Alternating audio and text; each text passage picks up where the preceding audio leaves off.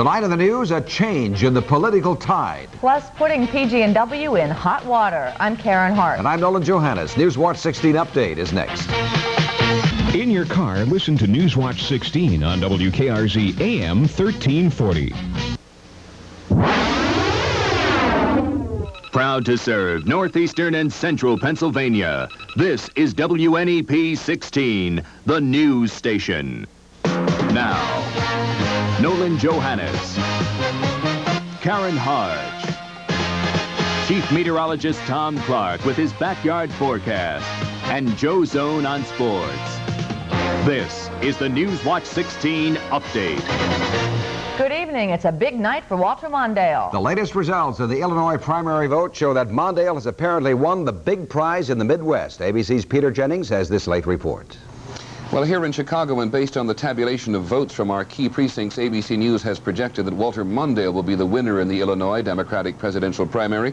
With 49% of the vote now counted, Mr. Mondale has 42%, Gary Hart is second with 34%, and Jesse Jackson has 20%. There is a separate contest in Illinois for delegates to the Democratic Convention, and in that race, ABC News estimates that Walter Mondale presently has 107 delegates. Senator Hart has 40, and John Glenn, who of course dropped out of the race some time ago, has still picked up at 1. Illinois voters today also chose candidates for the U.S. Senate, and in the Democratic primary, ABC News has projected Congressman Paul Simon the winner by a comfortable margin over 4 other candidates. On the Republican side, the incumbent Senator Charles Percy is winning renomination by a wide margin. David Brinkley will join me at 11:30, 10:30 Central Time for a complete rundown of today's results in Illinois, and we will also be talking with the candidates. I'm Peter Jennings in Chicago. A major political setback for President Reagan tonight. The Senate has rejected a constitutional amendment that would have allowed spoken prayers in public schools. President Reagan strongly supported the amendment, but after 2 weeks of debate, the Senate turned it down today.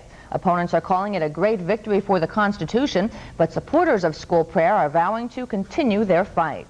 PG&W customers who are fighting a proposed rate hike for natural gas turned out for a hearing in Scranton tonight. But as Night Beat reporter Bob Costantini says, gas bills weren't the only things on the customers' minds.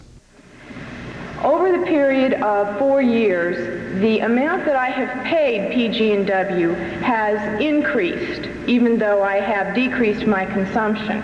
She's the reason this hearing is going on. Susan Curious of Scranton filed a formal challenge to Pennsylvania Gas and Water Company's proposed $14.5 million natural gas increase. The State Public Utility Commission is putting on this hearing, even though a tentative compromise was worked out to cut the rate hike to $8.6 million over a year. The tentative rate hike agreement brings a lot of comment. It seems to me you've made your decision already. They're going to get some sort of gas increase. Under the settlement, that increase for residential customers who don't heat with gas would be about $20 per year. Homes with gas heat would see about a $58 jump in annual gas costs. The tactic of asking for twice what you are willing to settle for has long ago become old and transparent. We are no longer willing to play that game. Even though this is a hearing into a proposed natural gas rate increase, the discussion has inevitably turned to water and the giardiasis problems in Lackawanna and Luzerne counties. In fact, we recommend a rate cut because of the additional burden imposed on the consumer to boil water that is unfit to drink. Bob Costantini, Newswatch 16, Scranton. PG&W may soon have to open its books to the state Senate because of the problem with giardiasis in the company's water. The state Senate tonight okayed 3 resolutions concerning giardiasis. The first will create a special committee to investigate PG&W's handling of the giardiasis problem. That committee will have the power to subpoena PG&W officials and check the company's books. The Senate also approved a resolution to ask the PUC to immediately reduce water bills in the giardiasis area. And the third resolution asks the Environmental Protection Agency to routinely test water supplies for giardiasis.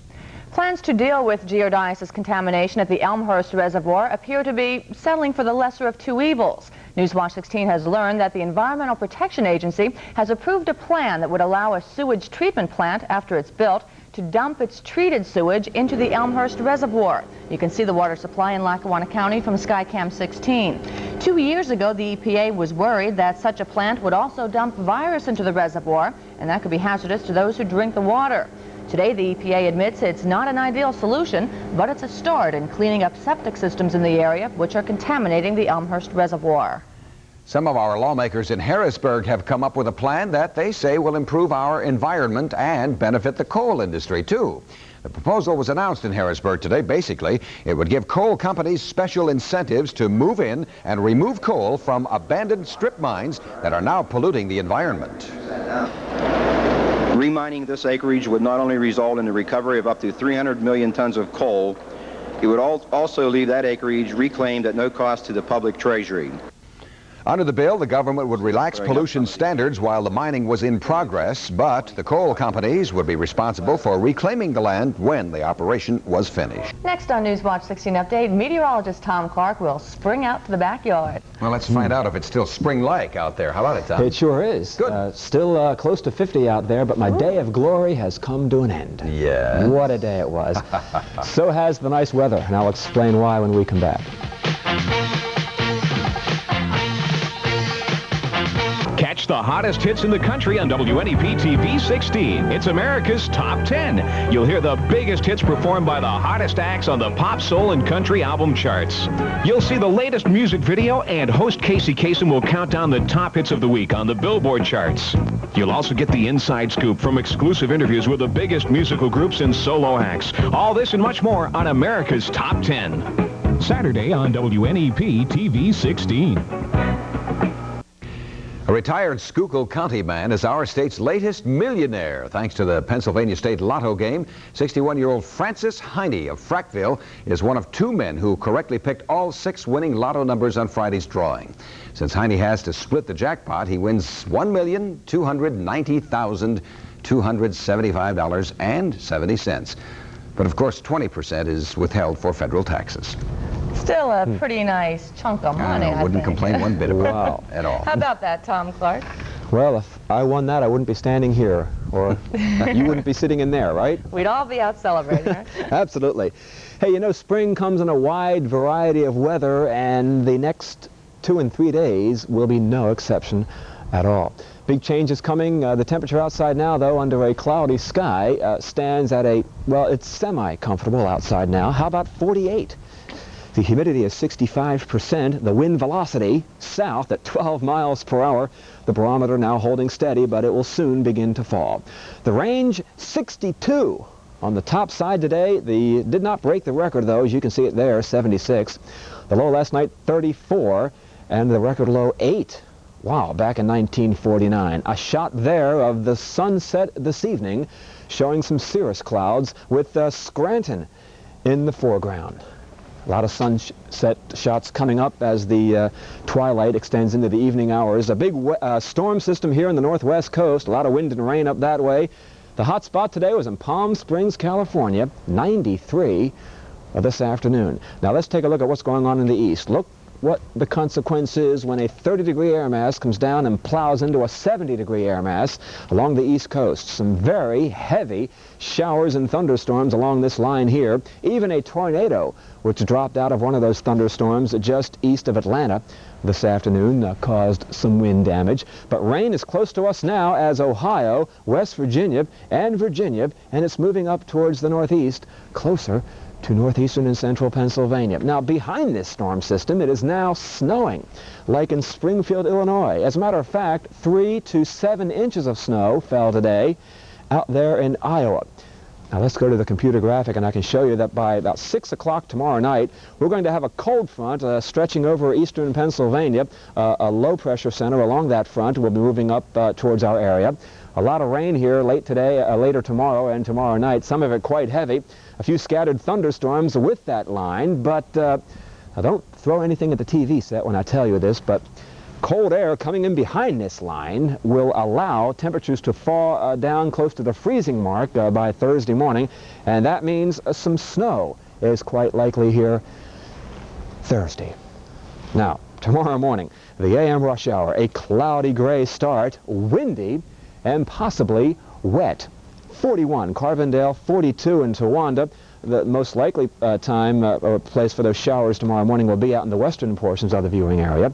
Middle 40s in Williamsport, 43 in Berwick, about 42 tomorrow morning in Pottsville. Now, during the day tomorrow, rainy, windy, but mild, if that's any consolation. Some of the rain's quite heavy late in the day, maybe some thunder and lightning. 51 Susquehanna and Shavertown, 53 Lehighton, 52 in Trevorton, out in Lock Haven, about 49 degrees. That southerly wind up to 30 miles per hour at times tomorrow. The Health Watch reflecting the unsettled weather, high humidity. Your resistance to aches and pains may be a bit on the low side tomorrow. Sunrise and sunset, which we won't see much of, 6:05 a.m. and 6:16 in the p.m. tomorrow. Cloudy the balance of this night, the rain tomorrow, and then some snow likely on Thursday. Nothing heavy, but perhaps just enough to coat the ground in some areas. Only 39 the high on Thursday. Cold Friday, 40, 43 on Saturday. It looks sunny at this point. The next storm could move in by Sunday night. But nasty tomorrow. Karen and Nolan, take this along with you. Yeah, okay. All right. Sorry about that. That's all right. Better than the shovel, though, for the snow. That's for sure. Thanks, Tom. Coming up, state playoff basketball action, boys and girls. Plus, the Goose is wearing new feathers. Joe's Own and the 16 Sports Screen next. Our third couple is representing the cities of Wilkes-Barre and Scranton, Pennsylvania. America's hottest dance show is back in northeastern Pennsylvania. Dance Fever auditions are underway, and this could be your chance to dance your way to Hollywood and appear on national television.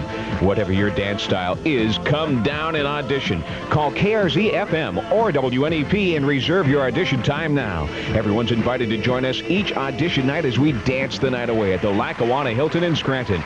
First it was her locks, and now it's her frocks. Remember a while back when the ladies of London cut their hair in the Princess Diana fashion? Well, now they're in a frenzy over her clothing fashions. Princess Di is perhaps Britain's best-known clothes horse, and British designers are capitalizing on her charisma by parading the princess's favorite fashions on England's runways. If the buyers continue their 1983 buying trends, the Princess Di look should mean millions and millions for those designers. Now it's time for our fashion plate, who might have something to comment about there. That was good stuff, boy. Nothing like taking away from the sports time with that garbage. Okay, let's go do it. You know, some people think the Northwest Area Rangers are the best basketball team in northeastern Pennsylvania. I happen to think they're definitely somewhere in the top two anyway. Eastern quarterfinals, a playoff game tonight. Northwest in the white against Marian Catholic. And from the outside, you saw the hoop. Now watch inside here. Rick Mizaki helped Northwest take an early lead with a 15-footer.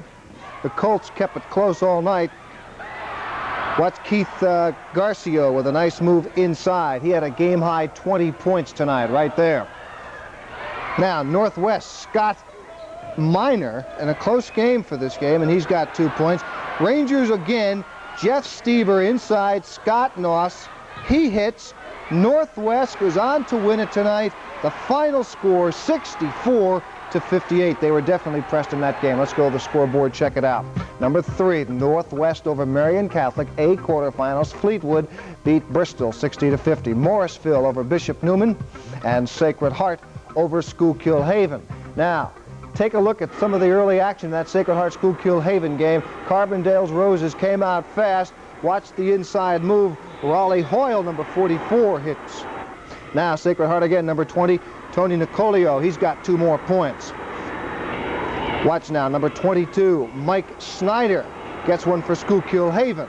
Close game early, but Hoyle again, and he's fouled inside.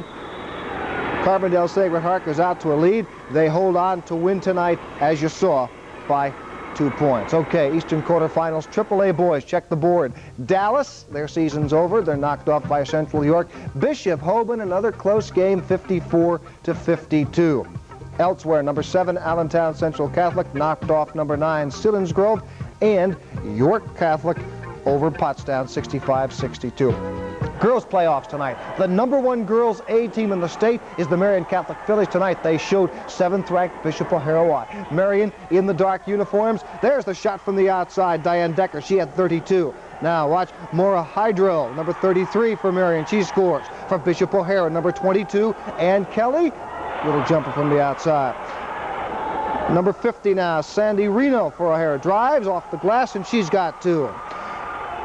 And then Pirelli for Marion Catholic, number 32. She scores. Marion, a big winner tonight as we go to the scoreboard and check it out. Marion Catholic, 66. Bishop O'Hara, 41. St. Clair over Camp Hill, 54-45. Elsewhere, Schuylkill Haven over Milton Hershey. Shenandoah beat Benton, 56-54. Now, in that Benton-Shenandoah Valley game, in white on the fast break, Mimi Colliwill to Allison McClure, and she had 16 points tonight. At the other end for Shenandoah, number 10, Sharon Marcimak. She hit from the outside all night long. She had 12 points. Benton moves the ball up court. They got the ball number 40, Wendy Greibel. She hits for 2 of her 18 points. Benton's number 35, Mimi Colliwill. Again, she hits at the top of the key. Close game, 56-54. Shenandoah wins it. Okay, now check the AAA scoreboard. Palmyra knocked off Valley View. East Pennsboro over Nanticoke. Unionville beat Bethlehem Catholic. Bishop McDevitt over Middleton, 48-39. Okay, let's go to the NBA scoreboard. That's all the high school basketball stuff. 4A, AA goes tomorrow night. NBA now, Boston knocked off in overtime. They lost Indiana. Los Angeles over Milwaukee, 99-94. Washington beat New Jersey. Atlanta, double overtime, beat it. And San Antonio, and they're all tied at 113. Chicago, Cleveland, overtime. Chicago wins. Kansas City beat Houston, 115-102. Now tell me what. Is this an ugly sight or what? Goose Gossage in a San Diego uniform. I mean, he looks like one of those Fruit of the Loom guys, doesn't he? I'll tell you what, though, I don't think the uniform is going to affect his performance on the mound. Still regarded as one of baseball's best relievers. Go through the pains and the groans and everything else to get yourself in shape. And like I said, you're out here, and I feel I throw hard from day one, or try to, and it might not go as hard as in the middle of the season, but you have to break it, all the old adhesions, and just break it down and build it up slowly. Still wish we had them. Exhibition baseball today. Yankees lost again to Kansas City. 12-2, they're 6-11. That's the worst record in the American League. Boss Steinbrenner is angry. Yogi's been checking out the seating room up in the front office just in case. Phillies beat the Mets today 3-1. National Hockey League scoreboard. Boston and the New York Rangers 6-4 Boston. The Islanders over New Jersey 5-2 in that game. Winnipeg, St. Louis 9-3. They're in the third. St. Louis leading. Fishing game forecast for tomorrow, just in case anybody's fishing for whatever's out there right now. There isn't a whole lot. Trout fishermen getting ready. Good time tomorrow, about 6 o'clock. How's the morale on the Yankees? You were down there for a week. They're edgy. Yeah? Yeah, they're edgy. No wonder they're losing. Yeah, that could be one of the reasons. Oh, we'll pick it up now. It's early. Early. Yes. Thanks, Joe. Thanks, Joe. Still ahead, 101 reasons to celebrate the season. We'll spring into that story when we come back.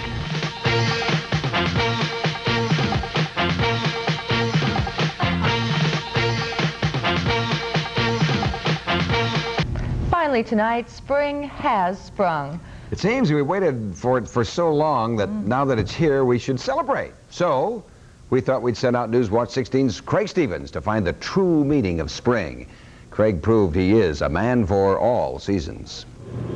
Spring has sprung, breathing its breath of life on flowers outdoors, awakening Mother Nature. Wait, don't zoom out. Don't zoom out. You blew it. Well, look, the boss wanted me to do a story on spring outside, but it doesn't look like spring. But you want to know about spring? Here goes.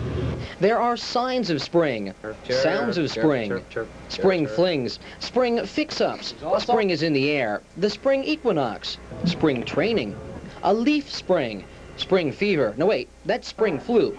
Spring fever is a kid waiting for recess. Spring, sprang, sprung. Door springs, spring water, spring break. 6 more weeks until spring. Spring clearance sales, spring clothes, spring into action, spring romance, spring thaw, and even towns with spring like Springville, Alabama, Springfield, Vermont, Springdale, Ohio, and in Pennsylvania, towns like Mount Holly Springs, Chester Springs, and Spring House. And let's not forget the Springbrook Reservoir. So you can see there's a lot of things that have to do with the word spring, and there's one more thing I want to show you here. Oh, and then there's spring cleaning, too. Craig Stevens, Newswatch 16, Williamsport. I think he's got a little cleaning up to do. That is our update report for Tuesday. Next morning, what happened in the Illinois primary, and on Nightline, what makes politics funny. For the team, thank you for being with us. Good night.